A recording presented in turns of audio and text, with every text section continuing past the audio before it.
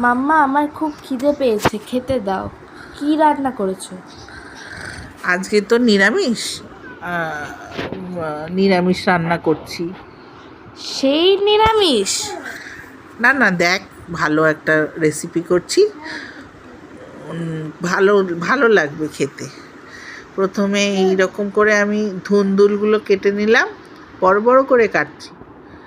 কেটে জলে দেব না, জলে দিলে অনেক জল বেরোয়। ধুন্দুল কাটার আগে ধুয়ে নিতে হয়, আমি কাটার আগে ধুয়ে নিয়েছি। তো এরকম পাতলা পাতলা করে সুন্দর করে কেটে নিচ্ছি, দেখ। তারপরে আলুগুলো ঠিক ধুন্দুলের মতো পাতলা, একদম পাতলা পাতলা করে, গায়ে পাতলা করে কাটতে হবে, লম্বা লম্বা করে। তো এরকম করে কেটে আলুগুলো জলে দেবো। এইবার আলুগুলো ধুয়ে সুন্দর করে পাতলা, এই যে দেখছিস পাতলা পাতলা করে কেটে নিচ্ছি। এইবার চল একটা সুন্দর করে বাটা বাটি পালা। এই কাঁচা লঙ্কা নিলাম কটা, ঝাল হবে না, এই কাঁচা লঙ্কাগুলো ঝাল নেই। পোস্ত নেব 5 চামচ, আর সর্ষে নেব, কালো সর্ষে, একটু ঝাঁঝ হবে, সুন্দর লাগে খেতে, 1 চামচ সর্ষে।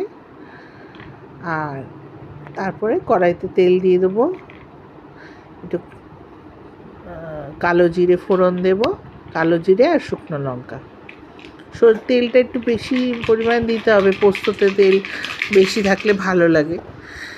এবার কাঁচা লঙ্কা বাটাটা আমি রেডি করে নিয়েছি। এদিকে আলু দিয়ে দিলাম গরম তেলের মধ্যে, নুন আর হলুদ দিয়ে ভালো করে লাল লাল করে ভেজে নেব। এই যে ভেজে নিচ্ছি। তারপরে ওই যে আমি ধুয়ে কেটে রেখেছিলাম ধুন্দুলগুলো দিয়ে দিচ্ছি।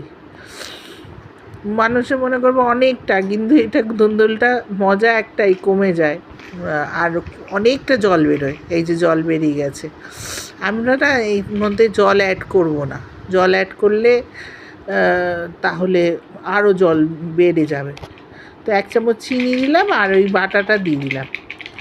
এইবার সুন্দর, এই যে ফাইনাল লুক। দেখতে তো ভালোই হয়েছে মা, চলো খেয়ে নি। হ্যাঁ চল, এবার ভাত খাইয়ে দিই। খুব সুন্দর খেতে হয়। এই রেসিপিটা একবার ট্রাই করলে পারবেন।